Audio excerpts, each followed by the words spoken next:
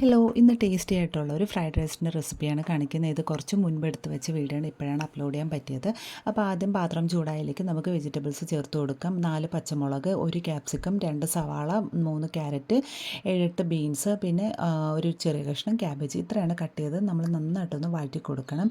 ഇതിലേക്ക് ആവശ്യത്തിനുള്ള ഉപ്പും കൂടി ചേർത്ത് കൊടുക്കുന്നുണ്ട്. ഇനി ചിക്കൻ നമുക്ക് ബോൺലെസ് ചിക്കനാണ് വറുക്കാൻ വേണ്ടിയിട്ട്. ഒരു മുട്ട, കുറച്ച് കുരുമുളക് പൊടി, കുറച്ച് മുളക് പൊടി, കുറച്ച് മഞ്ഞൾപ്പൊടി, ഉപ്പ് ഇത്രയും ചേർത്ത് ഒന്ന് പൊരിച്ച് വെക്കാം. ഇതിലേക്ക് നമുക്ക് വെജിറ്റബിൾസ് വെന്തയിലേക്ക് 3 മുട്ടയും കൂടെ ചേർത്ത് കൊടുക്കണുണ്ട്. സെപ്പറേറ്റ് വേണമെങ്കിൽ ഒന്ന് ചിക്കി പൊരിച്ചിട്ട് അത് ചേർത്ത് കൊടുക്കുക. അതിൽ ഉപ്പും കൂടെ ഇട്ട് ഇങ്ങനെ ഒന്ന് സ്ക്രാമ്പിൾ ചെയ്തെടുക്കണം. ഇത്രയേ ഉള്ളൂ. എന്നിട്ട് ഇതൊന്ന് നന്നായിട്ട് യോജിപ്പിച്ച് കൊടുക്കാം.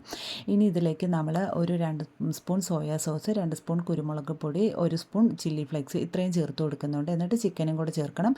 ഉപ്പിട്ട് വേവിച്ച ചോറും മല്ലിയിലയും കൂടെ ചേർത്ത് കഴിഞ്ഞാൽ അടിപൊളി ടേസ്റ്റ് ആയിട്ടുള്ള ഫ്രൈഡ് റൈസ് റെഡി ആയിട്ടുണ്ട്. അപ്പോൾ എല്ലാവരും ട്രൈ ചെയ്ത് നോക്കുക. ഇഷ്ടപ്പെട്ടാൽ ലൈക്കും ഷെയറും ചെയ്യുക.